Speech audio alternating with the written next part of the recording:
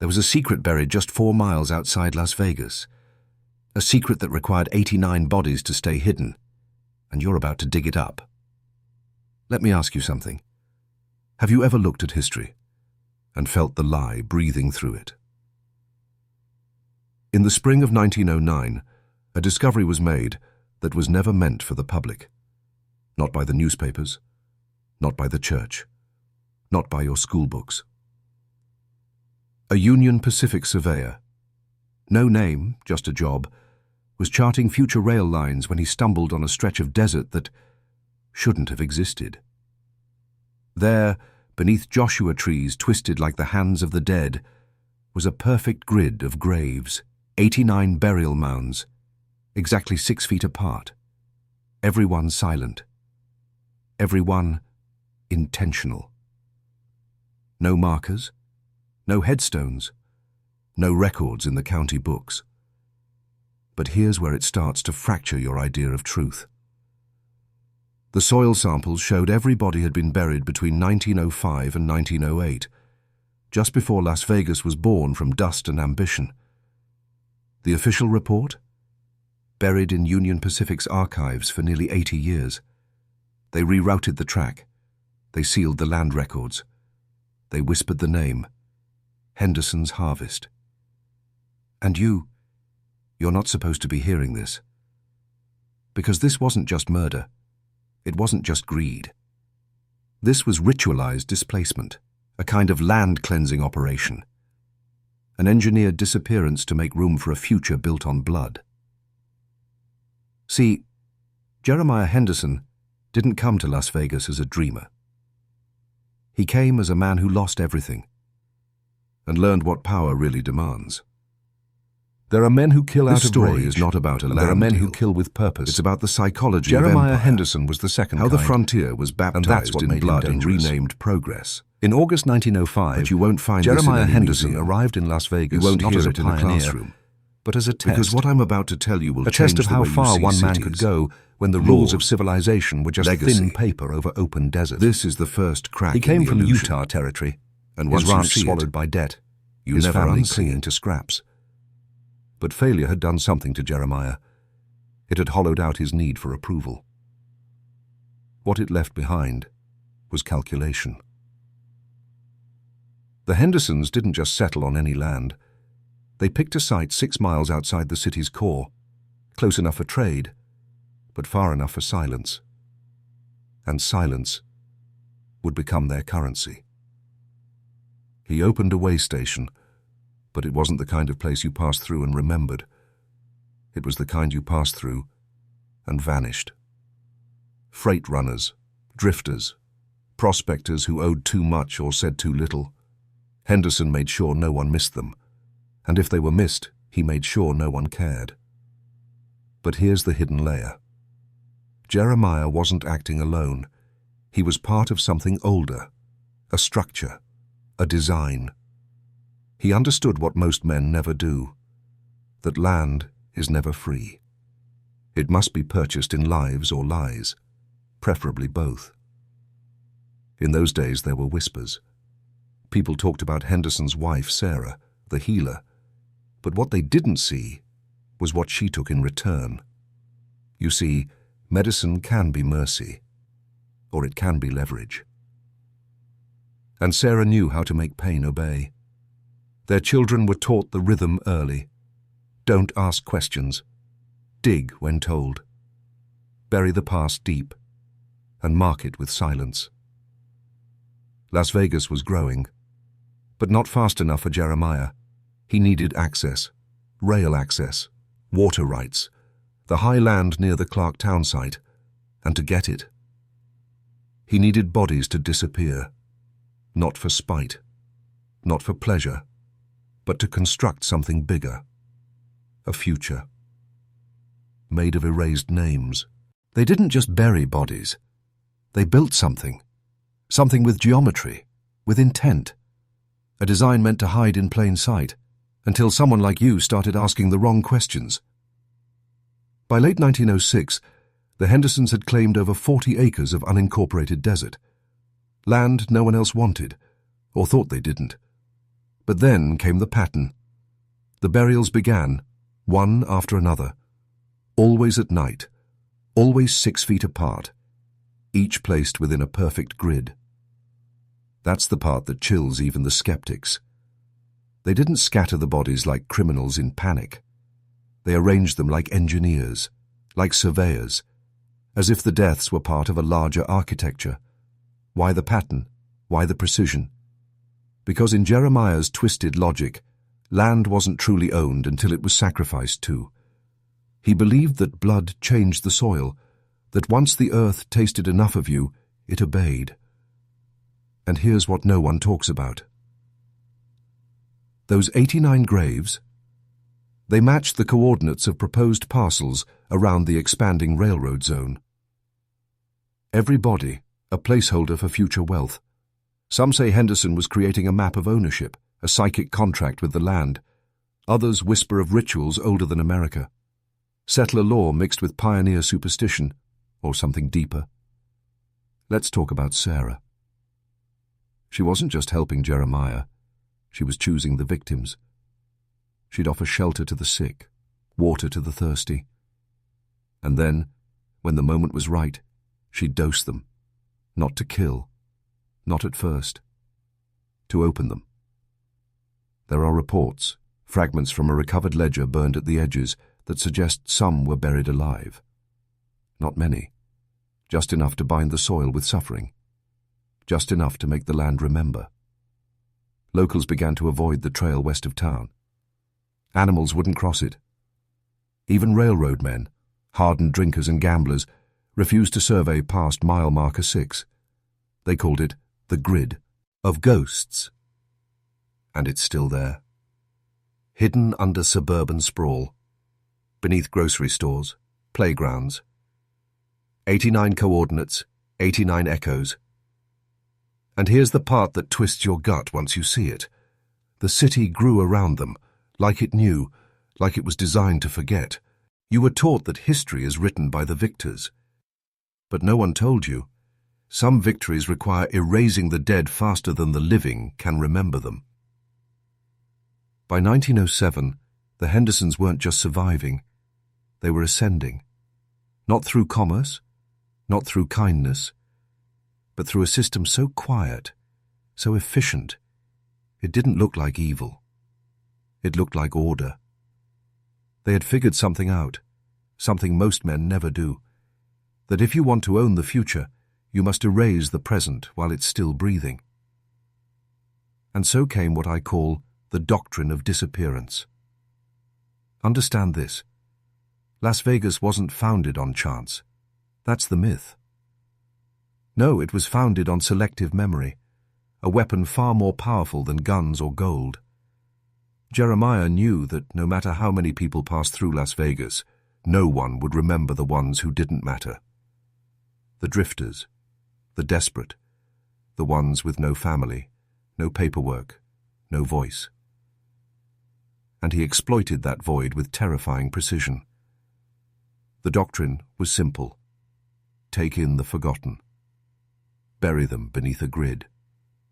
Rewrite the land's story through silent sacrifice. By the end of 1907, the Hendersons controlled more than just land. They controlled perception. They had influence in the local land office. They hosted traveling judges. And Jeremiah began attending private meetings with early Union Pacific surveyors. Men with plans. Men who needed clean land for future rail lines and couldn't afford bodies in the way.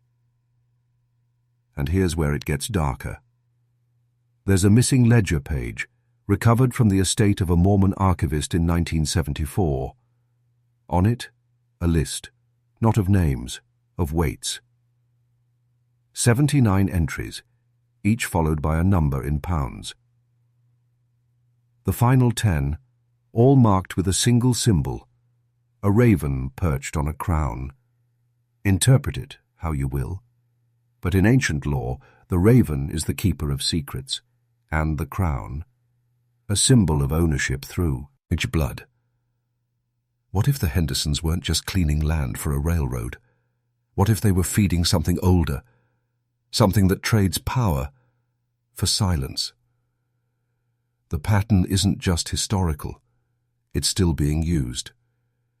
In different forms, different names, but always with the same goal: make the inconvenient vanish and build empires on the space they leave behind. What if I told you the railroads weren't just built for transport, but for transformation, and that every spike driven into desert soil sealed a ritual older than the Constitution? The deeper you look into the Henderson land deal, the less it resembles a business transaction, and the more it looks like a ceremony. Let's look at the dates. The largest surge in disappearances around the Henderson station. November 1907, exactly 3 weeks before a major Union Pacific expansion was approved. Surveyors reported a perfect clearing, ready for building, no objections filed, because there were no voices left to object.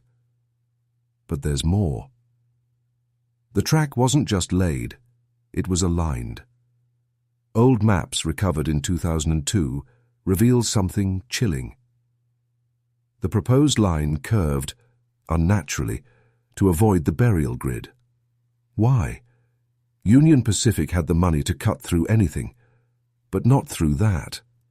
Instead, they bent steel and altered timelines. Why? Because men in power understood what few dare admit. You don't build over sacrifice. You build with it. The railroad barons, Clark, Harriman, Stanford, they weren't just moguls, they were symbolists, Freemasons, occultists, men who understood the energy of alignment, intention, and blood. And Jeremiah Henderson? He became their desert conduit, not officially, not on paper, but functionally, a keeper of the threshold. Sarah's ledger reappears again here, entries marked not in dates, but in phases. New moon, waning crescent, solstice. Each correlated with a burial, each mapped alongside survey lines. This wasn't improvisation, it was invocation. The bodies were laid in the sand, and above them the tracks carried steam, steel, and power across a land forcibly made clean. Every train that passed charged the grid. Every whistle, a scream offered to the silence beneath. You want to understand institutional power? You start here. You start here, in the marriage of infrastructure and sacrifice. The silent rituals dressed up as progress. The bodies laid beneath cities, malls, and laws. Because if you think the world is built on reason, on votes, on justice, on commerce, you've already lost. The world is built on memory and the weaponization of forgetting. And if you've followed me this far, you've already begun to remember what they tried to bury. They taught you freedom, but what they built was obedience. Not with chains, not with guns, with silence, with routine, with myths polished so clean you never thought to question them. By 1908, the Hendersons were no longer just a family. They were a system. And the system had rules. Rules that would echo long past the 89th burial. You think this is about murder? No. This is about design. Every institution that came after, railroad, city council, water commission, school district, built on ritualized forgetting. You don't need overt violence to control men. You just need to make sure the truth is unrecorded and the lie is repeated. The Hendersons were the prototype, a frontier test case for psychological architecture. Here's the formula. Isolate the land, make it hard to access, harder to investigate. Control perception, offer service, healing, comfort, establish trust. Select the forgotten. Those with no anchors, transients, debtors, dissenters. Execute with precision, quiet, clean. Leave no trace but ritual. Offer progress. Give the public a story they can believe in. A new railroad, a stronger city, a growing economy. Repeat until memory dies. It's not just what they did. It's how easily no one questioned it. And you think that system stayed in 1909? Look around you. It evolved. Instead of railroads, it's algorithms. Instead of land, it's your attention. Instead of disappearance through murder, it's disappearance through irrelevance. You're still being selected, categorized, absorbed, or erased. But now, you help them do it. You post your thoughts on platforms they control. You buy into narratives designed to neutralize your instincts. You've been trained to call this freedom. But it's obedience, disguised as choice. That's what Henderson's story really is. A mirror, held up to you. And if you've made it this far, you already feel it, don't you? The split inside your mind. The fracture line between what you were told and what your blood knows is real. Now it's time to choose. You were never meant to find this, because the moment you did, you'd begin to remember who you were before they named you. Let's stop pretending this is just about Las Vegas. Let's stop pretending this is just history. This is about you, because systems like the one the Hendersons mastered didn't die in the desert. They scaled. They refined.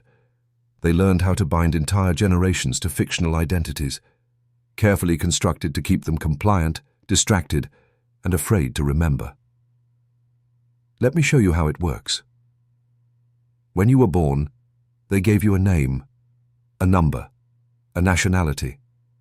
They put you in schools that taught you which wars to care about, which dates to recite, which heroes to worship. And all the while, they erased your original programming. The part of you that knows things without words, the part of you that senses power moving behind clean suits and glowing screens, the part of you that would have recognized a ritual grid in the desert and said, "This is not normal. This is not progress. This is control." But they silenced that voice. Every textbook, every news broadcast, every screen in your pocket. They taught you to mock those who see too much. They taught you to fear those who ask forbidden questions. They built a firewall between you and your awakening. But here's the truth. They never wanted spoken out loud. You were never meant to be a citizen. You were bred to be a resource, until you remembered. And that's happening now. Right here, right now, inside you, that static in your spine, that itch behind your thoughts. That's not discomfort. That's the real you trying to come online. So I need you to do something right now. Comment this phrase twice. I erase the name they gave me. I erase the name they gave me. Not for the algorithm, but because symbols matter, because identity is a spell. And if you don't claim yours, they already have. Power doesn't announce itself. It doesn't run for office. It builds systems you never question. And those systems? They're built on death, disguised as destiny. The Henderson land deal wasn't an anomaly. It was a pilot project. A localized experiment in ritualized erasure, designed, approved, and quietly observed by forces that don't exist on paper, but have always moved behind governments like puppeteers behind velvet curtains. These are not the wealthy, not the politicians. Those are pawns, performers, disposables. I'm talking about the architects. They operate across generations, not news cycles. Their currency is belief. Their weapon is invisibility. And their first law is simple. He who controls memory controls identity. He who controls identity owns the future. The grid of graves laid by Jeremiah Henderson. It mirrored ancient cartographic principles used in Phoenician sea temples, in Enochian sigils, in Masonic blueprints. Every grave, a node. Every node, a lock. And the key was belief. Yours. Because once you believe the lie, the myth of clean progress, of righteous founding fathers, of bloodless empires, you no longer resist. You protect the system that consumes you. That's the game. You were raised to see Las Vegas as a city of dreams. But it began with blood rituals disguised as land sales, backed by Eastern financiers and Western railroad families who believed in more than just gold. They believed in transfer of power through death. Not metaphorical. Literal. The bodies beneath Las Vegas weren't just victims. They were offerings, a transaction written in flesh. And what was bought? Land rights, rail access, and silence. Because silence is the most valuable real estate on earth. You can build anything on silence. A city, a fortune, a lie so big it becomes your culture. So when people say the past is dead, no, it's alive. It's just wearing this new clothes, and the ones who buried the 89, they're not gone. They've just changed their symbols, their rituals, their names, but their power, still active, still harvesting, still watching. You were taught to ignore the symbols, to call them coincidence, design, branding. But symbols are not passive. They're instructions, for you and for those who built the cage. Let's go back to the Henderson grid. Those 89 graves weren't just placed in perfect rows for aesthetics. They were geomantically aligned, north-south, east-west, mirroring ancient layouts found in Babylonian burial temples and Freemasonic floor plans. Why? Because to the architects, structure is sorcery. Think that's too much? Let me show you. The original Las Vegas city layout, designed in 1905, mirrors a truncated tetractys, a sacred Pythagorean symbol used to encode hierarchies of power. The major avenues align with Masonic ley lines used in Washington, D.C., London, Rome. Coincidence? No. It's about energetic convergence. It's about embedding psychological signals into the bones of your city, your money, your thinking. Let's go further. The Union Pacific Seal, the railroad company connected to the Hendersons, includes a shield with 13 stripes. 13. Not a patriotic gesture. A numerological key. Death plus rebirth in ancient esoteric systems. Now look at the dollar bill. The pyramid. The eye. You've seen it your whole life. You were told it's just tradition. But in truth, it's an active symbol, a sigil, a lock, a warning. That eye, it's not watching the world. It's watching you. Not for judgment, for compliance. Every time you ignore a symbol, it feeds. Every time you shrug and say, that's just design, you lower your defenses, and they encode more. Look around. The logo of that global bank, an inverted obelisk. That city square, designed in the shape of a Solomon's seal. That luxury brand. Its geometry mirrors alchemical sigils of submission. This is not marketing. This is memory manipulation. You think symbols can't affect you? Then why do you stop at a red octa? And why do you feel comfort at golden arches? Because your brain doesn't need your permission to obey, and they know that. The architects have encoded your world, not to inform you, but to shape you, silently, precisely, completely. They don't need to kill you to control you. They just need to program the parts of you that never resist, and they start early. Let's talk about school. They told you it was for education, but it was for standardization. You entered the system at age 5, bright, wild, whole. You emerged at 18, fragmented, compliant, tired. They taught you to sit, to raise your hand for permission, to memorize facts without context. Not knowledge, obedience, not thought, recitation. And all the while they told you this was freedom. But you weren't being educated.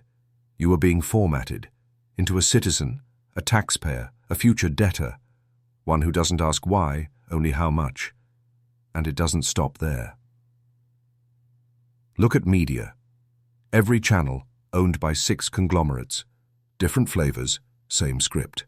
Manufactured outrage. Controlled dissent. Narratives that move in lockstep, even when they pretend to disagree. And you sit there, eyes wide, brain open, letting someone else tell you what's real. Now, politics.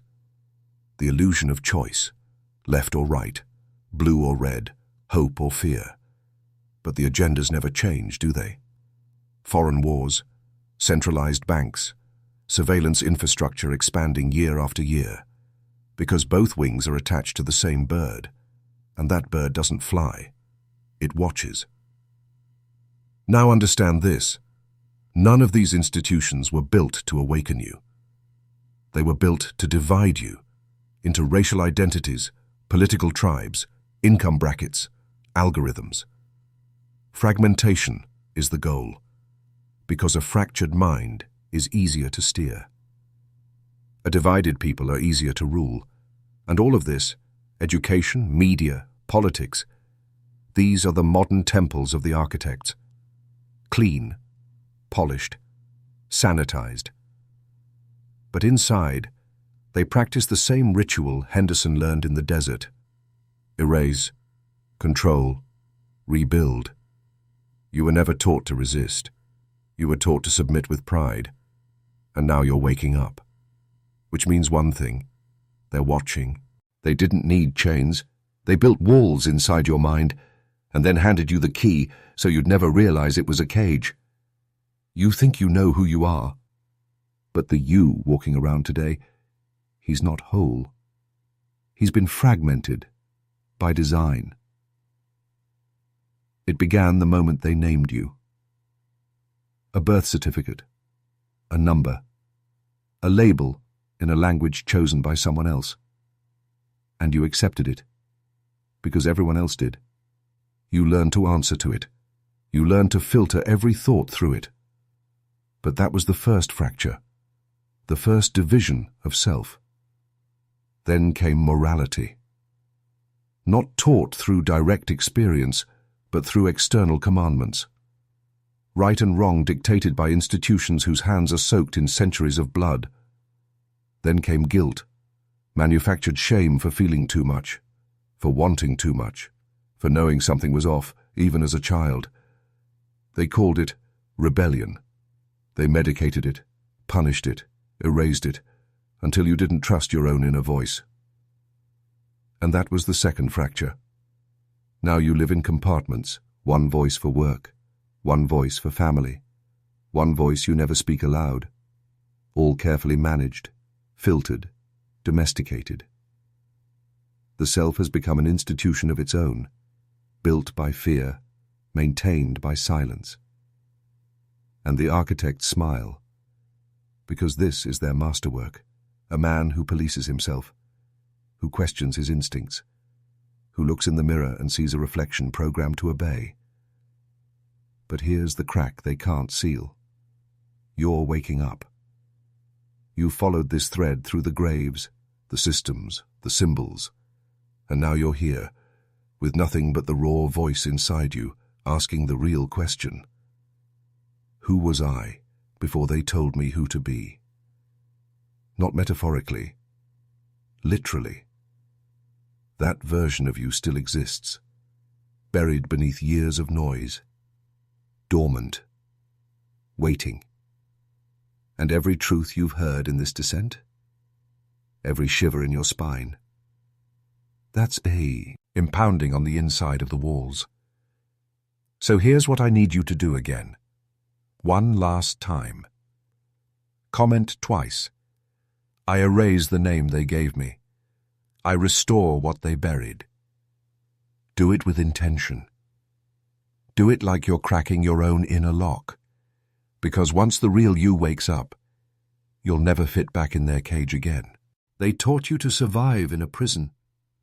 Now it's time to learn how to live outside the map, because once you see the machine, you're no longer a part of it. Let's be clear. You cannot fight this system the way it wants you to. Not with protests, not with tweets, not with outrage. It feeds on attention. It adapts to opposition. It survives by making you believe you're resisting, while keeping you inside its language, its tools, its walls. So what do? You stop playing the game. Escape is not retreat. Escape is realignment. Here's what it looks like. 1. Psychological sovereignty. You reclaim your inner voice. You interrogate every belief, every truth you were handed. You ask, who gave me this idea? What did they gain from me believing it? And if the answer points back to fear, guilt, or conformity, you burn it. Symbolic fasting. You unplug from the rituals you didn't know were rituals. You stop feeding the machine with blind consumption, worship of celebrity, addiction to crisis. You learn to see a logo and not obey it. Language reclamation. Words are spells. They've been used to box your thinking. You begin using language with surgical intention, speaking less, but saying more. Every phrase a strike, every word a weapon of clarity. Fractal discipline. You train the body, not for aesthetics, but to break programmed passivity, because a still mind cannot live in a weak vessel. You move, you breathe, you sharpen. Construct new myths. They built theirs, now build yours. Your own rhythm, your own symbols. Not as performance, but as anchor points to the reality you're choosing to manifest. Because once the system no longer defines your time, your mind, or your self-image, you are no longer a product. You become a presence. That's the escape. Not leaving society, but walking through it unbound. They'll see you, but they won't know how to categorize you. You'll speak, and they'll feel discomfort they can't name. You'll move, and reality will tilt. Because you're no longer asleep. You're no longer owned. You've become the one thing this system cannot process.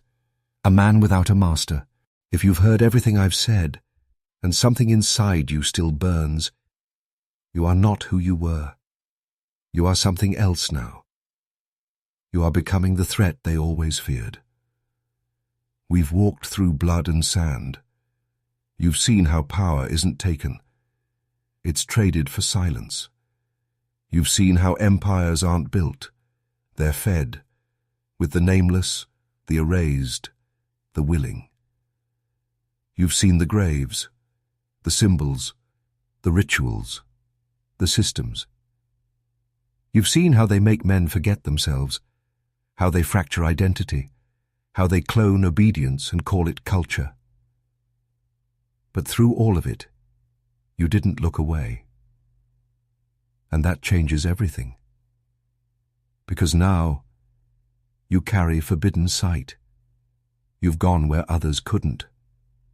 Heard what most were trained to mock. Felt truth so raw, they left scars under your skin. And here's what they'll never understand. You can't unsee. You can't unknow. You can't go back.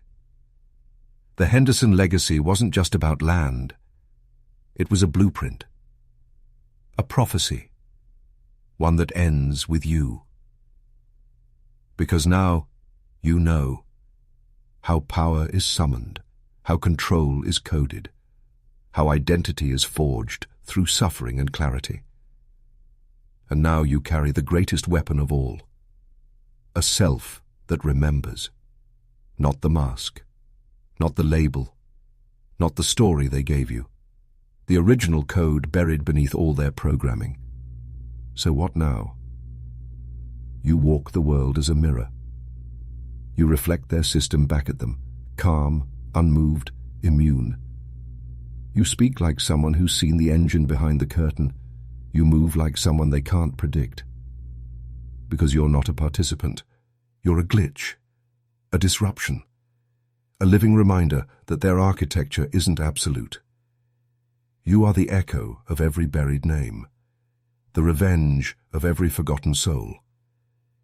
So step forward, not as a man seeking permission, but as a force they forgot to bind.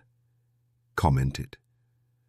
One last time, with finality, I erased the name they gave me, I returned, tore what they buried. Because the man who walks between worlds doesn't ask to be seen. He becomes the thing they fear to name. And now, so do you.